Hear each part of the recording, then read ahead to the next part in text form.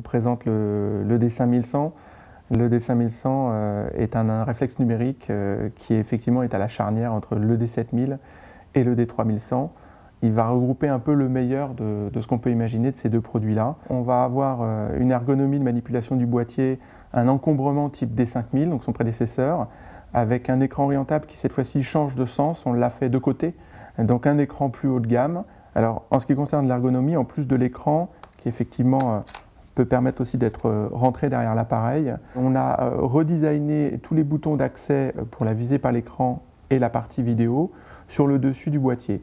Donc on retrouve ici le Live View et ici le bouton enregistrement. Ce qui est très intéressant, c'est qu'en fait on va avoir l'intégralité du contrôle du boîtier par la main droite. On va retrouver dans ce boîtier, dans le Nikon D5100, la vidéo en Full HD et l'autofocus en permanence pendant la vidéo. On propose en vidéo Full HD du 30 images secondes, 25 et 24 images secondes, là où nos boîtiers pour l'instant s'arrêtaient aux 24 images secondes.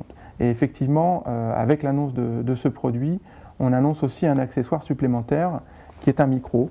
Alors effectivement, c'est une première pour nous de sortir un accessoire audio qui va avec nos réflexes numériques. C'est aussi quelque chose de logique puisque ça va dans la continuité du monde des accessoires autour d'un appareil photo.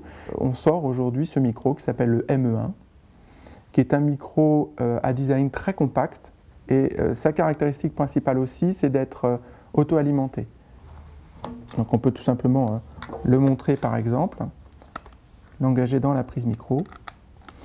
Et donc avec ce design-là, on se retrouve avec la possibilité de coller l'œil directement et on n'a pas d'interaction avec le front. Donc ce boîtier-là, avec un slot de carte mémoire SD, est compatible avec la norme UHS 50, qui sont donc les futures cartes qui sont en train d'arriver sur le marché de très très haute capacité et aussi très rapide. Toujours dans cet esprit de créativité, on va retrouver sur le D5100 un mode FX. Ce mode effets spéciaux, en fait, on va avoir 7 modes effets spéciaux dedans qui sont disponibles directement à la visée par l'écran. C'est-à-dire qu'on va voir le résultat de ce qu'on va faire en effets spéciaux avant de faire la vidéo ou avant de faire la photo. Concernant le prix, donc ce kit-là, bien sûr sans le micro est en option, donc avec un 1855 stabilisé plus le boîtier, on va être autour en prix public de 800 €. Sinon, on pourra trouver, pour les amateurs qui sont déjà équipés et qui veulent se renouveler, on pourra trouver le boîtier vendu seul. Il sera disponible normalement à partir du 21 avril. Bien entendu, la mise en place peut être légèrement retardée suite aux événements qui se sont déroulés au Japon, qui peuvent effectivement affecter un petit peu les quantités de pièces mises à disposition sur le marché. Le D5100 est vraiment dédié pour toute personne ayant envie de faire des prises de vue créatives, que ce soit en photo ou en vidéo.